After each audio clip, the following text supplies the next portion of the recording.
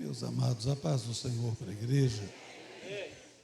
Primeiro livro dos reis de Israel, capítulo de número 17, por favor. Então Elias, o tisbita dos moradores de Gileade, disse a Acabe: vive o Senhor, Deus de Israel, perante cuja face eu estou, que nestes anos nem orvalho nem chuva haverá, senão segundo a minha palavra. Depois veio a ele a palavra do Senhor, dizendo: vai-te daqui, vira-te para o oriente e esconde-te junto ao ribeiro de Querite, que está diante do Jordão. E há de ser que beberás do ribeiro, e eu tenho ordenado aos corvos que ali te sustentem. Foi, pois, fez conforme a palavra do Senhor, porque foi e habitou junto ao ribeiro de Querite, que está diante do Jordão. Os corvos lhe traziam pão e carne pela manhã, como também pão e carne à noite, e bebia do ribeiro. E sucedeu que, passando os dias, o ribeiro se secou, porque não tinha havido chuva. Eu vou repetir essa frase aqui, irmãos. Isso aqui é muito interessante. O ribeiro se secou porque não tinha havido chuva na terra. Amém? Somente até aqui. Pode assentar. Deus abençoe os irmãos pela paciência. Meus amados e queridos irmãos, incontáveis vezes o glorioso Espírito Santo me deu algumas revelações dentro desse texto. E, como sempre, às vezes a gente em apuros para trazer uma mensagem à noite, vamos pesquisando a Bíblia, lendo, e mais uma vez esse texto aqui me chamou a atenção, me prendeu, me tocou de uma maneira muito especial, porque antes do texto da mensagem tocar na igreja, a mensagem precisa tocar no coração de quem vai pregar. Se a mensagem não toca no coração de quem vai pregar, quanto mais ela vai tocar no coração da igreja. E essa mensagem tocou fundo dentro da minha alma. Israel estava vivendo um momento horrível, um momento difícil. A igreja sabe que o declínio espiritual de Israel foi grande nesse tempo. Acabe estava no governo, um dos piores reis, que já pisou no trono, já sentou-se no trono de Israel. Ainda casa com uma sacerdotisa de Sidom, que era sacerdotisa de um deus pagão e muito avivada dentro da sua religião. O casamento quase foi um contrato. Eu vou repetir para os irmãos, esse casamento aqui foi praticamente quase um contrato político e de interesses por detrás dessa união. Acabe leva essa mulher para dentro de Samaria, e a intenção de Acabe era tentar segurar o povo dentro do reino do norte, porque o lugar de adorar era em Jerusalém, e o povo sempre nas datas festivas de Israel se lembrava de lá, almejava estar lá em Jerusalém, porque o lugar da adoração é lá. Só que Acabe estava um pouco enciumado com essa situação, não queria que o povo descesse, e ele, ao trazer Jezabel para dentro do território israelita, a intenção dele era dar a Jezabel toda a liberdade possível na área religiosa para tentar segurar o povo dentro do reino do norte. Jezabel, uma mulher muito influente, ela sabia muito bem como manipular a situação, era uma manipuladora de carteirinha, e ela começa a construir toda uma estrutura, irmão, religiosa, todo um projeto para segurar o povo. Visão de Jezabel: acabar com os profetas do Senhor dentro do território de Israel. Porque aonde tem profeta de Deus, irmãos, é muito difícil você comprometer a fé do povo. Se tem profeta de Deus, é complicadíssimo para você comprometer a fé do povo, porque aonde tem profeta do Senhor, Deus ainda fala. Aonde tem profeta de Deus, A profecia do Senhor, a palavra de Deus ainda toca, ainda tem quebrantamento, ainda tem renovo na alma, ainda tem, irmãos, um toque especial do Espírito Santo. A igreja, irmãos, ela pode passar por qualquer luta possível, só que o altar da igreja não pode ficar sem profeta. O dia que o altar da igreja ficar sem profeta, Satanás e Jezabel faz o que quer no meio do povo. Mas enquanto tiver profeta comprometido com Deus, a coisa é diferente. Enquanto tiver profeta com intimidade com Deus, o negócio é diferente. É por isso, irmãos, que culto não é ajuntamento social. Culto é lugar onde Deus trabalha. A pessoa chega aqui cheio de problema, tomado de sentimentos negativos, vem sobrecarregado de tensão aí de fora, mas tem profeta de Deus aqui dentro. E aonde tem profeta de Deus, Deus revela, Deus fala, Deus mostra, Deus toca, Deus levanta. Por que que vocês, aleluia, toda segunda-feira vêm para cá e lota essa igreja aqui, sendo que a liturgia do culto é quase igual? E não é por causa da beleza do templo, porque isso aqui não atrai o povo. Não é por causa do conforto somente da igreja, isso é maravilhoso, mas isso aqui não sustenta culto. O que sustenta culto é palavra profética, é altar que tem profeta com intimidade com Deus. É por isso que a primeira coisa que Jezabel tem em mente: eu vou acabar com os profetas do Senhor. Eu aniquilando os profetas, eu acabo com o culto a Jeová. Mas eu tenho uma notícia boa, irmão: nunca vai faltar profeta. Eita glória! Eu vou repetir, que eu amo dizer isso aqui. Pode passar a luta que for, sempre vai ter alguém usado por Deus no meio da igreja. Não vai faltar profeta. O Senhor é o Deus que levanta. Deus sempre tem os seus profetas para usar. Pode até alguém se comprometer, alguém escandalizar, alguém não fazer o que é certo aos caminhos do Senhor, mas sempre vai ter alguém que Deus levanta para ser usado na área profética, dentro da casa de Deus, dentro do culto do Senhor. Acabe agora, irmãos, está dando carta limpa para Jezabel, carta branca. Jezabel consegue comprometer 850 do ministério, é muita gente. Essa mulher aqui, irmãos, era um perigo na área espiritual. Ela consegue derrubar os altares da casa de Deus, acabar com o culto do Senhor, e 850 se vendem. 850 não é pouca gente, é muito profeta. 850. Alguns de Baal, outros eu achava que era zero. Agora eu vi um professor de português dizendo que é azerar. Vamos deixar com ele, porque ele é um mestre no assunto. Azerar. 850 profetas. Israel está declinando desse jeito. De repente, lá nas montanhas de Gileade, vão num canto que ninguém vê nada.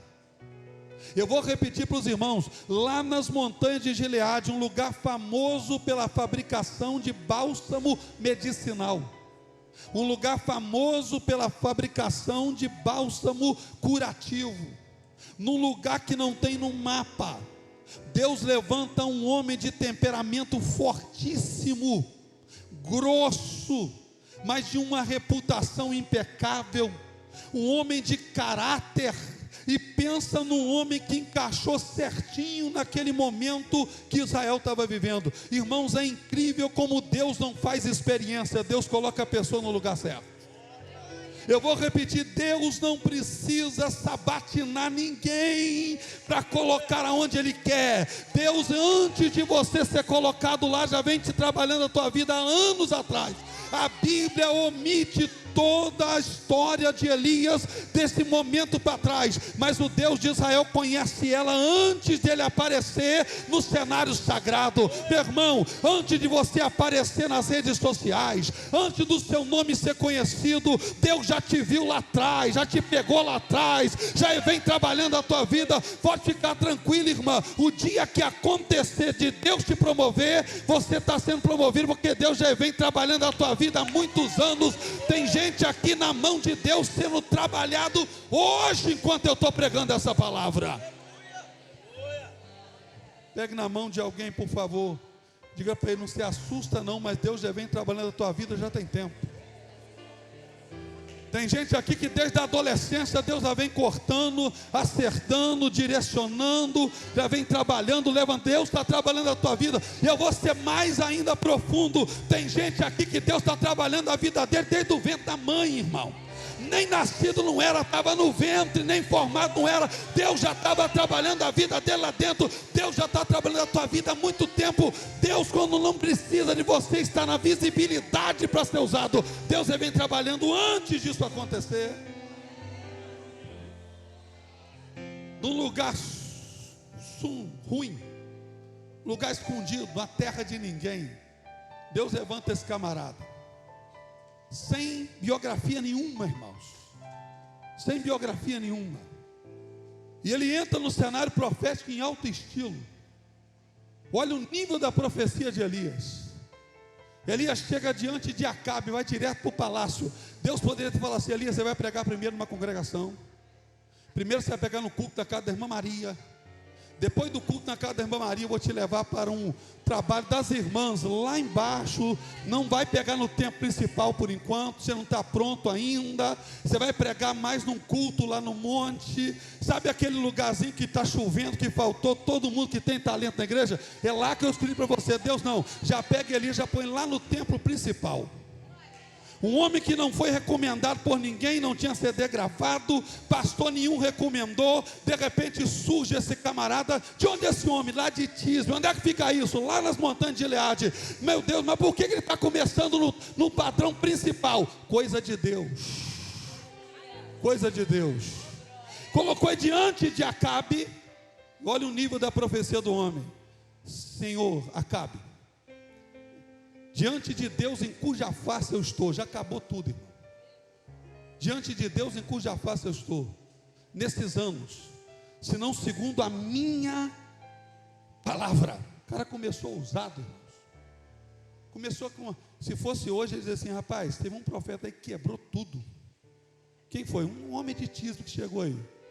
Um homem que anda, tem um look esquisito, anda vestido com uma pele de camelo, um cinto no meio do lombo. Chegou quebrando tudo aí. Falou para Acabe aí, falou para o homem aí, ó, se não for segundo a palavra dele. E ele pegou pesado, não falou que não vai ser chuva não, nem orvalho vai ter. Foi profundo na mensagem. Não vai chover em Israel, senão segundo a minha palavra. Pastor Fábio, pensa numa profecia que colocou Elias dos holofotes. Irmão, Deus pôs Elias lá. E tem gente que fica pensando assim: meu Deus, tem tanta gente que não pregou no templo principal, já comecei cá de cima. Quem falou que você começou? Quem falou que está começando? Ainda tem muita coisa para tu fazer. Tem um processo grande de Deus aí. Essa profecia colocou Elias em visibilidade, irmão. Se fosse hoje, ia bombar nas redes sociais.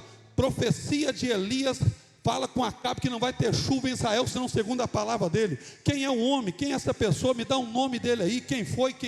Aonde ele veio? Quem é esse camarada? E qual a igreja que ele congrega? Tem ministério ele? Qual convenção ele pertence? Elias chega no templo principal e dá visibilidade a Elias. Quando Elias está na visibilidade, está estourando nas manchetes de Israel, Deus chega para Elias e diz: meu filho, você vai descer por aqui agora.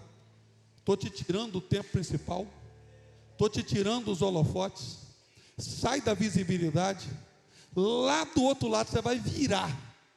Lá diante do Jordão tem um lugar chamado Querite. Você vai ficar lá enquanto eu quiser que tu fica. Não usou uma palavra assim: eu vou te esconder. Sabe o que o original do Antigo Testamento quer dizer com isso aqui? Eu vou te preservar naquele canto lá. Eu não estou só levando você lá para tirar férias, não. Eu estou te preservando.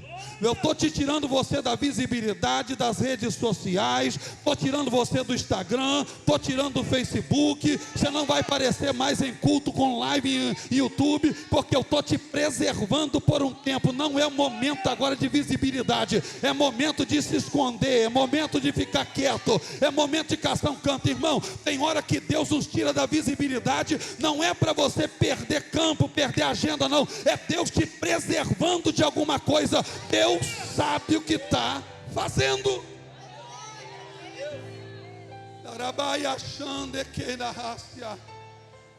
Você vai para lá, Elias, o nome do lugar, Senhor, Querite.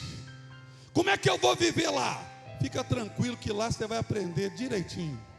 Lá você vai beber a água de um ribeiro. E eu já ordenei. Quando Deus falou com Elias, falou assim: Elias, eu não estou te mandando para lá para depois tomar posicionamento, não, já ordenei. Antes de Deus te mandar, o corvo já está sabendo que tu ia para lá. Antes de você ir para lá, Deus já mostrou o corvo onde é que tinha carne, onde é que tinha pão, direitinho. Falou: você vai ter pão e carne nesse lugar. Você vai pegar aqui e vai trazer para cá. Para quê? O profeta ainda não está aqui, mas vai chegar. A provisão chega antes do profeta. Eu vou repetir: a provisão já está preparada antes de você chegar no Querite. Deus não vai esperar você chegar lá para mandar a provisão, não. Ele já mandou a provisão antes do profeta chegar. O lugar já está preparado, a provisão já está pronta, o transporte já está tudo organizado, a logística já está toda preparada. Deus não depende de muita coisa para organizar, é uma palavra só: antes do profeta chegar. Deus já preparou tudo antes da sua chegada. Antes da tua chegada, irmã, o que está acontecendo hoje já foi preparado há muito tempo. O que está acontecendo na tua casa hoje já foi preparado há muito tempo, irmã. O que o pastor Fábio está vivendo em Bom Jesus hoje já estava nos anais da história de Deus há anos atrás, lá na eternidade, lá na presciência de Deus. Deus não espera acontecer para prover, não. Deus provém antes do profeta chegar. Quando tu pisar no Querite, o corvo já está sabendo, já sabe onde tem pão, já sabe onde tem carne, o ribeiro já está correndo, está tudo preparado, está tudo preservado. As coisas acontecem antes de você saber. Sabe por quê? Porque quando você pensa que sabe, tu não sabe. Deus conhece o resultado antes de acontecer. Elias vai para lá. Pastor, o que é o Querite? A palavra Querite significa cortado. Mas não é simplesmente cortar. É cortar de qualquer maneira, não, irmãos. É cortar no tamanho certo.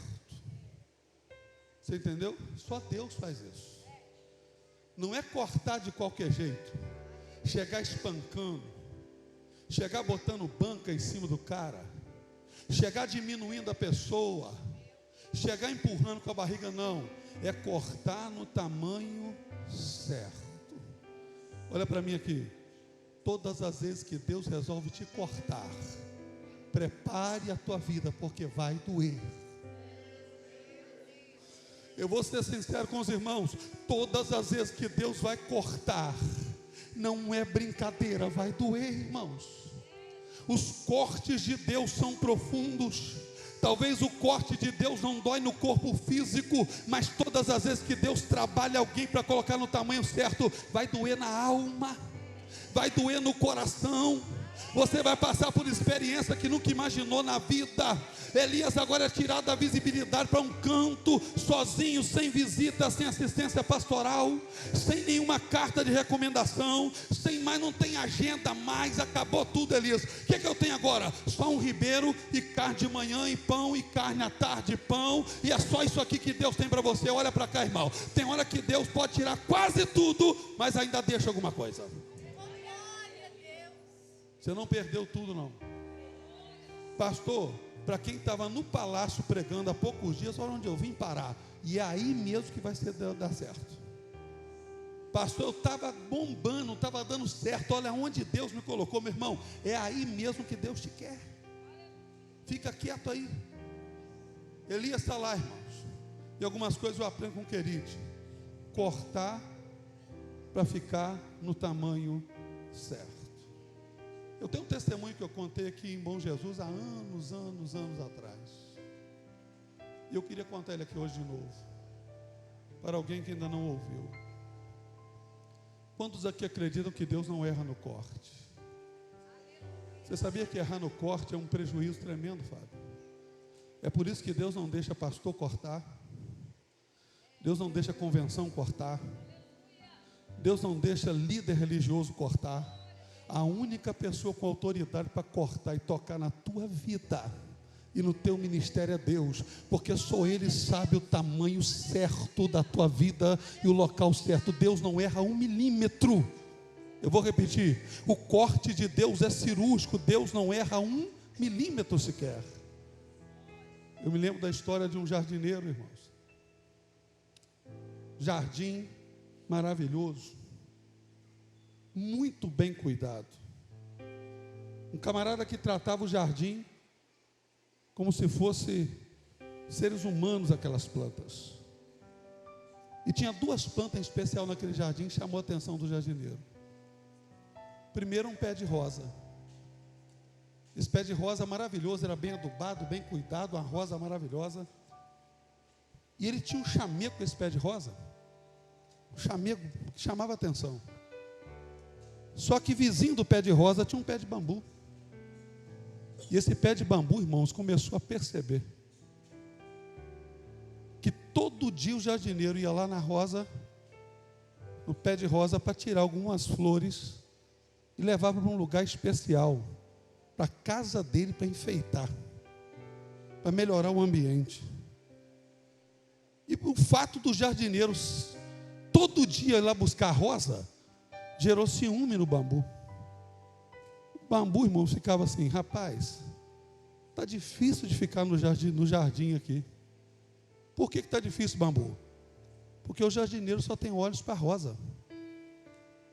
Eu não tenho a mesma cor, eu não tenho a mesma beleza, eu não sou tão deslumbrante como ela, então eu estou passando desapercebido, eu estou como se eu fosse invisível aqui dentro, ninguém me vê. E aquilo foi gerando um sentimento no bambu muito difícil. Sabe aquela pessoa que fala assim: só vou na igreja lá só para sentar no banco, pastor? Eu, vou falar a verdade com o senhor, eu não tenho chamada de Deus, eu não tenho vocação para nada, não tenho talento.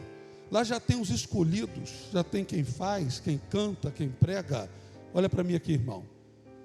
Deus vai te levar para o querite. Deus vai te cortar no tamanho certo, rapaz. Um dia esse jardineiro me passa, o bambu chama ele e fala: só me dá um minuto. O jardineiro: pois não, bambu. O que eu sou para o senhor aqui dentro desse jardim? Simplesmente um membro aleatório? Ele diz: por que você está pensando isso? Porque eu vejo o chamego que o senhor tem com a rosa, e o tratamento para mim é diferenciado. Porque ela o senhor trata bem, o senhor cuida, mas o senhor passa perto de mim que nem me olha, o senhor nem me enxerga.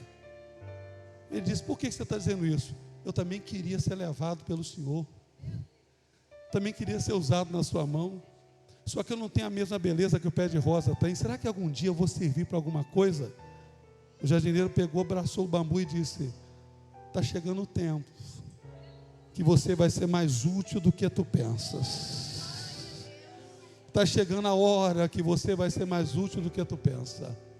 O jardineiro, o bambu se encheu de vida. Quando o jardineiro saiu, ele virou para os colegas do jardim e falou assim: gente, eu sabia que eu tinha uma chamada. Muita gente entregou profecia para minha mãe que eu estou escolhido desde o ventre. Eu sabia que Deus ia me usar. Você viu o que o jardineiro falou? Pode preparar aí, vai dar certinho. O bambu já preparou a malinha dele, preparou a Bíblia de estudo.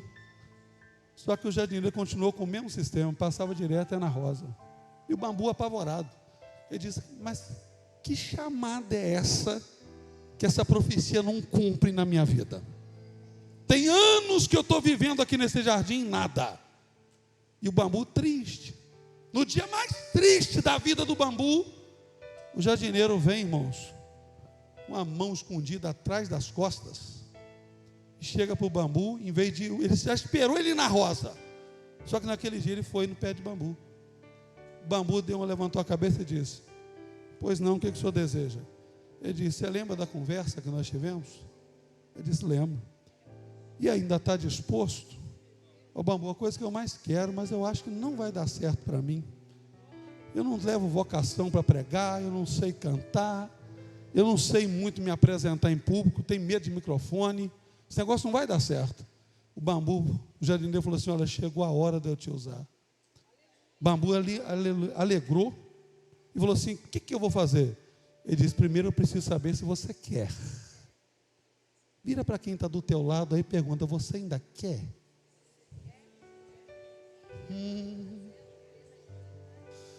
Você ainda quer? Pergunta para a pessoa: tem certeza disso? É isso mesmo. Deus precisa ter certeza que você quer. Se você falar que quer, hoje é um culto profético para a tua vida aqui dentro dessa casa. O bambu falou assim: é o que eu mais quero. Ele disse: então vem comigo. Quando o jardineiro puxou a mão, irmãos, um facão de mais ou menos 50 centímetros de lâmina, afiado, fazendo brilho no sol, catou o bambu pelo meio e foi perto da raiz.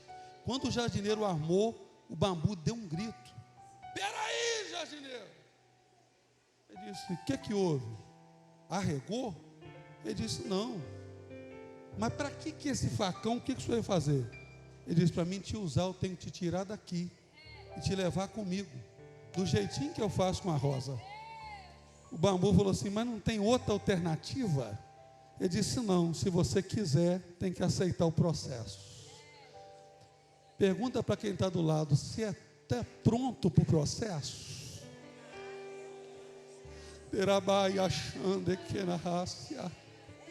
Se você estiver pronto para o processo, o jardineiro está no meio do culto aqui essa noite. Só quem está pronto para o processo e tem coragem de levantar a mãozinha para cima. Há um processo de Deus, mas o Senhor não vai te processar em vão. O processo de Deus é doloroso, mas chamada é para quem aguenta o processo.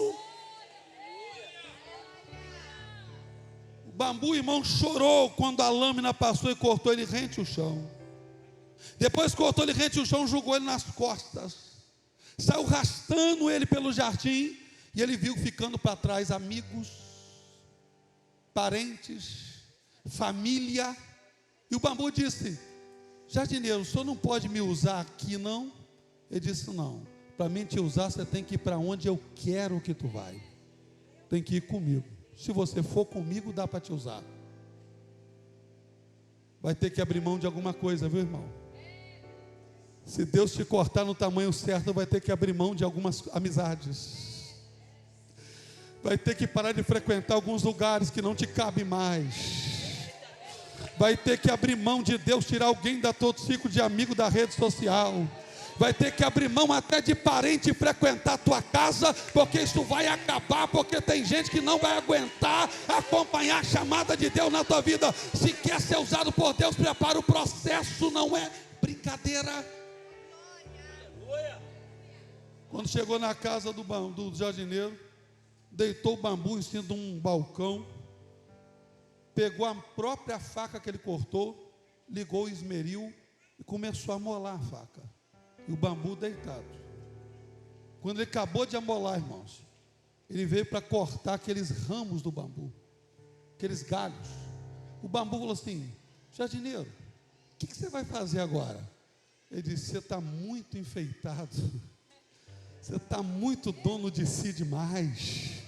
Você está achando que você é mais crente do que os outros, mais perfeito do que os outros, melhor do que os outros, e para mim te usar eu preciso processar isso na sua cabeça. Você não é melhor do que ninguém, maior do que ninguém, não é único, não é a última Coca-Cola do deserto. Eu vou ter que tirar esse monte de enfeite que tu tem. Você está chamando mais atenção do que meu nome aí, você está brilhando mais do que a minha palavra, e o negócio aqui não é você, não é o que você faz, não é teu talento, é a minha unção na tua vida. É eu que faço, é a minha unção que promove. Se quiser, o processo é esse. Aleluia. Bambu chorou, viu, irmãos? Mas cortou todos os enfeites dele.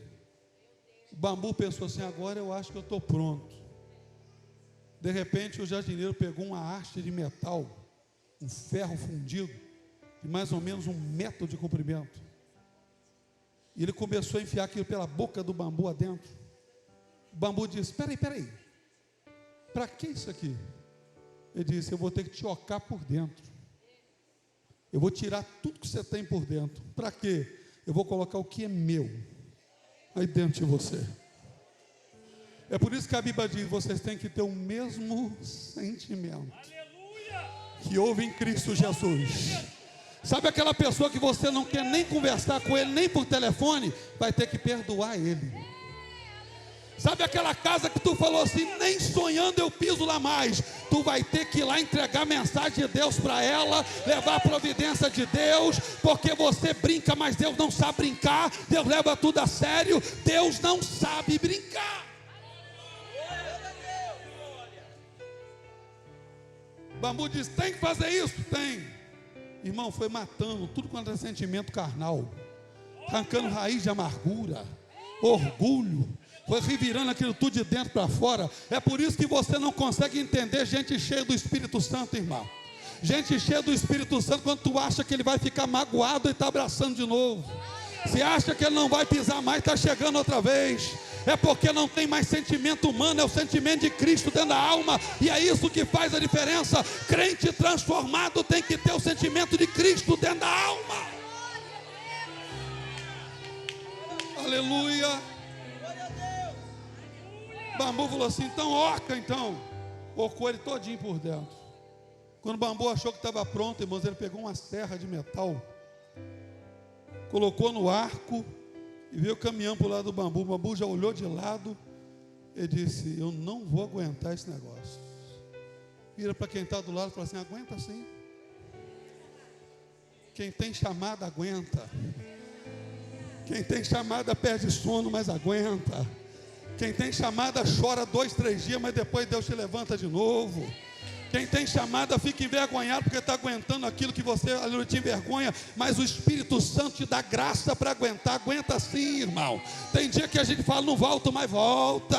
Não vou fazer solo, mas faz. Não vou mais cantar no conjunto. Quem falou vai cantar sim, senhora. Vai voltar para o teu lugar, vai estar junto ali. Quem tem chamada suporta. Quando ele veio com aquela serra, o Bambu falou, o que o senhor vai fazer? Ele disse, eu vou ter que te cortar em pedaços. Eu vou ter que te cortar bem no rumo dos nós. Tudo em pedaços. O Bambu disse, por quê? Porque do tamanho que tu tá, tu não vai aceitar dirigir aquela igrejinha. Do tamanho que tu tá, tu não vai aceitar sair com a mocidade para evangelizar. Isso é trabalho para subalterno na sua condição. Do tamanho que tu tá, tu não visita ninguém. Tu acha que isso aí tem outra pessoa para fazer, o seu negócio é microfone, mas Deus vai cortar em pedaço aqui essa noite, irmão. Aqui não é lugar de artista, aqui é lugar de servo, aqui é lugar de crente, aqui é lugar de homem de Deus. Vai cortar em pedaços com o Senhor.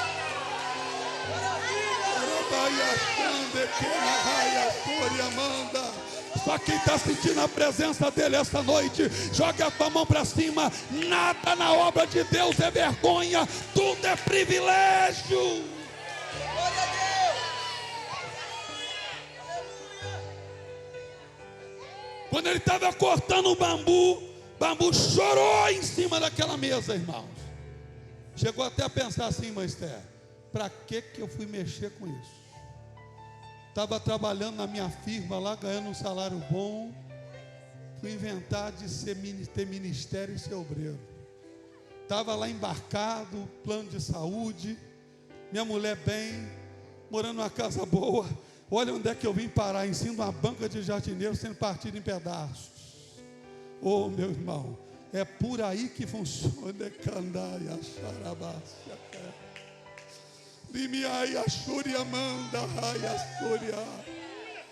O Espírito Santo está tomando crente pela mão aqui essa noite e está te perguntando, eu posso contar contigo, tu aguenta o processo? Quem pode aqui, aleluia, dizer para o Espírito Santo, conta comigo, Senhor? Só quem pode dizer para o Espírito de Deus para contar com você, levante essa mão para cima para adorar. Deus vai te tomar, o processo não é brincadeira.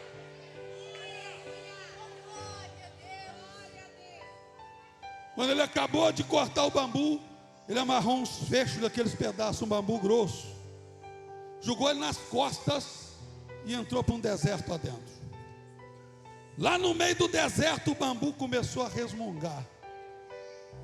Pastor crente resmunga, hey. Pastor resmunga, pregador resmunga, vem com dirigente de oração tem dia que resmunga um bocado. Todo mundo resmunga. Aqui não tem super crente, aqui não tem anjo, aqui é tudo de carne e osso. Aqui é tudo de carne e osso, aqui é tudo de natureza humana. Resmunga-se, senhor. Quando o bambu estava resmungando, o jardineiro deu uma parada e disse: está tudo bem? Ele disse: eu estou repensando a minha chamada. Ele disse: por quê? Lá no jardim eu tinha água fresca, tinha sombra. Eu fui aceitar esse negócio de ministério. Estou no meio de um deserto. Sabe o que o jardineiro falou? Não reclama não. Você está oco por dentro, sem enfeite, longe da família, pouco salário, cortado em pedaços. Mas nem andando tu tá. Eu estou te carregando nas costas. Nem andando tu tá, eu estou te carregando nas costas. Porque se eu te largar, tu não tem força nem para sair do lugar. Mas eu não te chamei para ficar morto em meio de deserto. Aonde a perna não aguentar, meu braço aguenta. Aonde a perna não aguentar, a graça emenda. Aonde a perna não aguentar, o Espírito renova. Aonde o sentimento emocional balancear, a glória de Deus desce, a bênção de Deus acontece. Não reclama não, que Deus está te carregando nas costas. Tem gente aqui que não morreu porque Deus está carregando nas costas essa noite. Não reclama não, tu está nos braços do Eterno.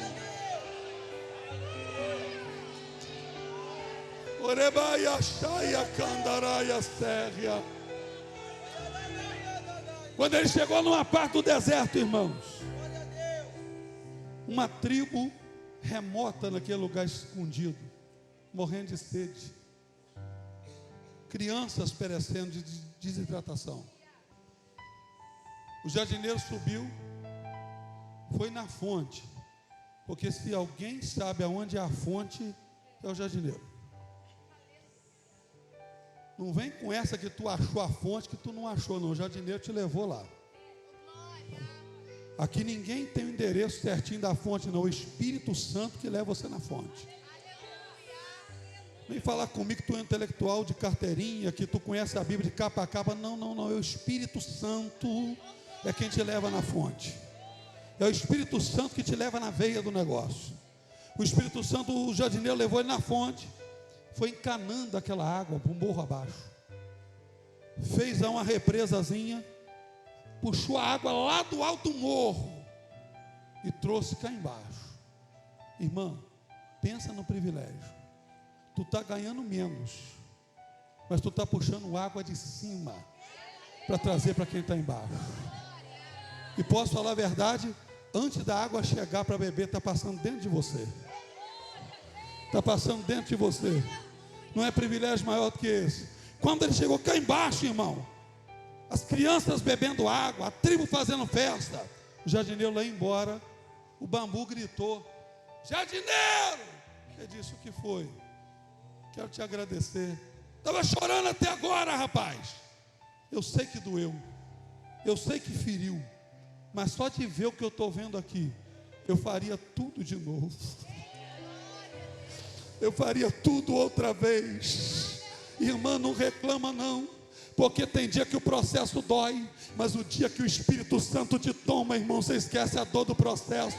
Sabe o que tu diz? Senhor, me usa mais, eu quero ser mais usado, eu quero ser mais instrumento de Deus. Deus está cortando gente aqui no tamanho certo, irmão. Não é brincadeira o processo, mas a maior graça de Deus é tão grande que você faz tudo outra vez se for preciso. Prega tudo de novo, ora tudo outra vez, visita tudo de novo, vai tudo de novo, porque vale a pena ser instrumento de Deus. Só quem está entendendo a palavra, levante essa mão de profeta para adorar.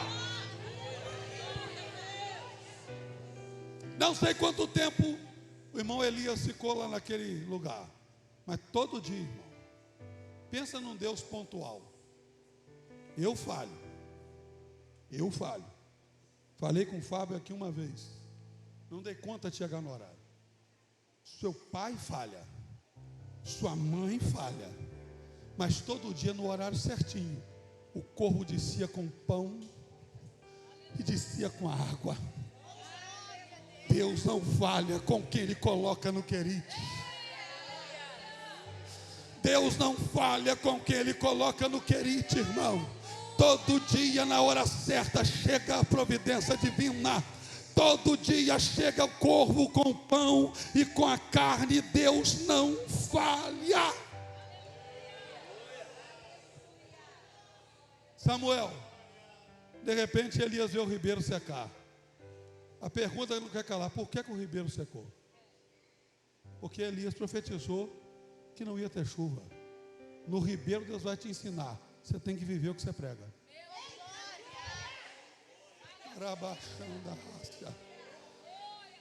O ribeiro está secando, Senhor. Foi você que pregou isso aí, Elias. Foi você que profetizou isso aí. Quem não vive o que prega não presta para Deus. No querer Deus vai te ensinar. Tu pregou para ele, mas tu tem que viver o que prega. Tu pregou para ela, agora é a vez de você viver o que prega. Quem prega para lá tem que viver para cá. A espada tem dois gumes, irmão. Não adianta eu pregar uma coisa e não viver. Pregar e não viver é fantasia. Pregar e viver aquilo que Deus tem para a tua vida. O ribeiro vai secar. É você vivendo o que prega. No ribeiro secou. Deus chama Elias e diz: Elias, você vai para a cidade de Zarefate. E o engraçado é que Deus falou do mesmo jeito que falou com o corvo. Eu já ordenei uma viúva. Você não chegou lá, mas eu já fui lá. Você não foi, mas Deus já foi. Fica tranquilo, irmã. Deus vai na tua frente quando você está dentro do processo. Fica tranquilo. Deus não vai demorar, não vai atrasar. Deus não vai te dar um bilhete, Fábio, dizer: chega lá, você procura essa mulher, o retrato dela é esse aqui. Não. Sabe o que Deus falou? Eu já fui lá, já conversei com a viúva e ela está te esperando.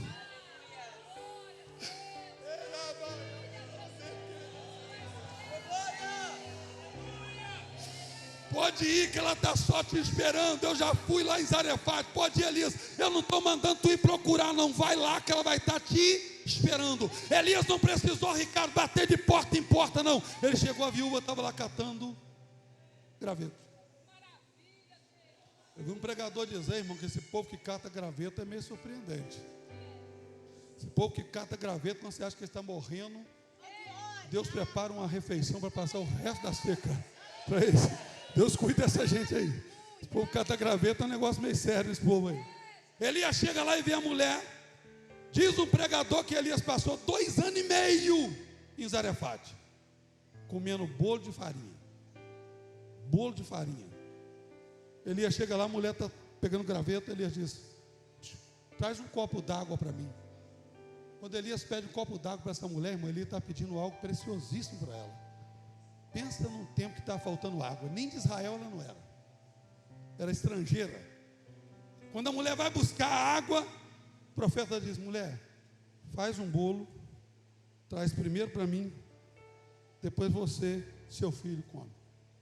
Ela falou assim: olha, Deus me tirou quase tudo, mas sobrou lá em casa um restinho de azeite na botija e um punhado de farinha na panela. O Elias é o suficiente para Deus. Quase tudo foi tirado, irmão. Esqueça aí, pouco recurso, quase nada. Elias falou: faz o bolo, traz primeiro para mim, não vai faltar nem para você e nem para teu filho. E não é que a mulher nem de Israel não era e creu no negócio.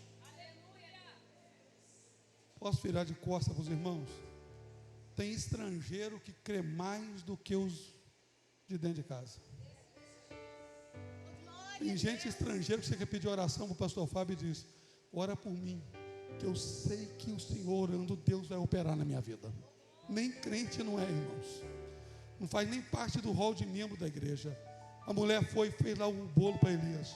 Trouxe primeiro para o profeta, do jeito que ele pediu. Trouxe direitinho.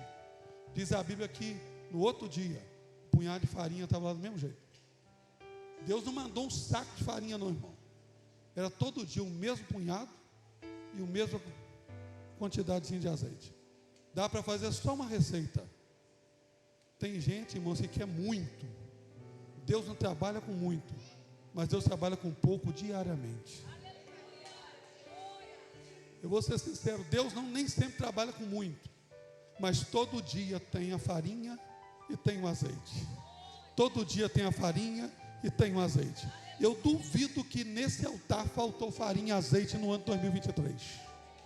Pode ter dia aqui que não tinha pregador de fora nenhum. Foi gente local, da igreja, acostumado com os irmãos. Mas o punhado de farinha estava aqui, o restinho de azeite também estava.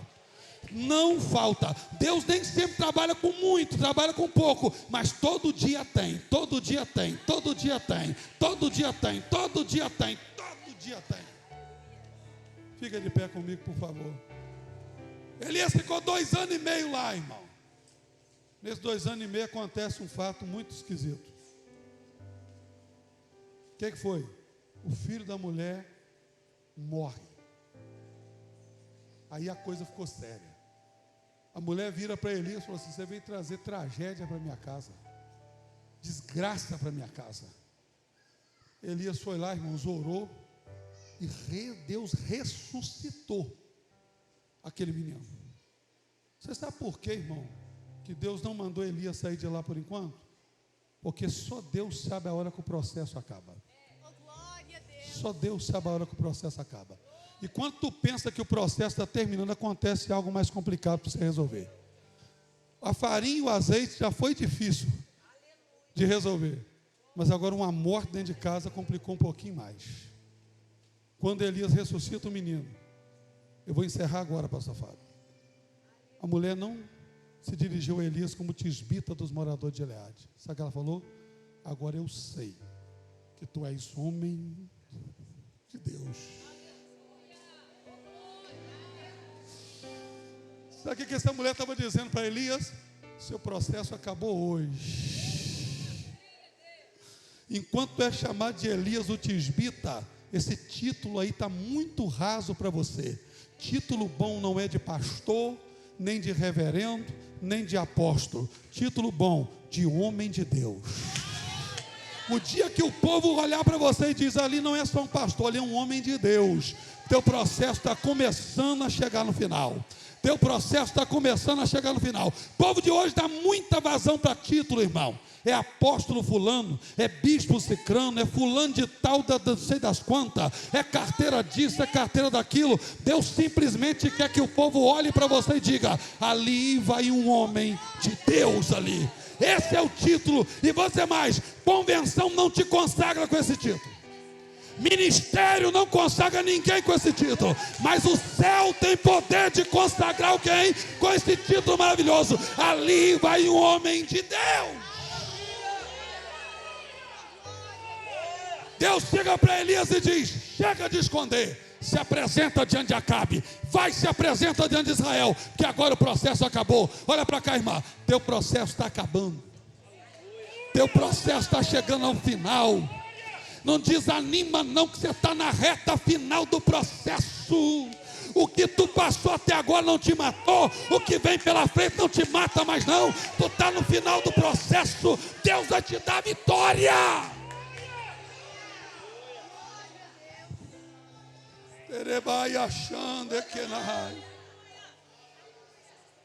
Deixa eu fazer uma pergunta para os irmãos antes de orar. Em nome de Jesus, gente. Tem alguém afastado da igreja aqui essa noite e precisa voltar? O negócio é hoje. Eu vou perguntar e eu quero que você entenda que Deus está trabalhando a tua vida nesse culto aqui hoje. Cadê a primeira pessoa afastada da igreja que precisa voltar para Jesus? Levante uma das suas mãos, vem aqui à frente correndo. Tu está dentro de um processo e Deus quer acelerar esse processo na tua vida, e só Ele tem poder para isso. Onde está a primeira pessoa para Jesus? Eu quero convidar onde está a primeira pessoa que quer voltar para Jesus, ou quer entregar sua vida a Cristo, aceitando Ele como o único e suficiente Salvador da sua alma.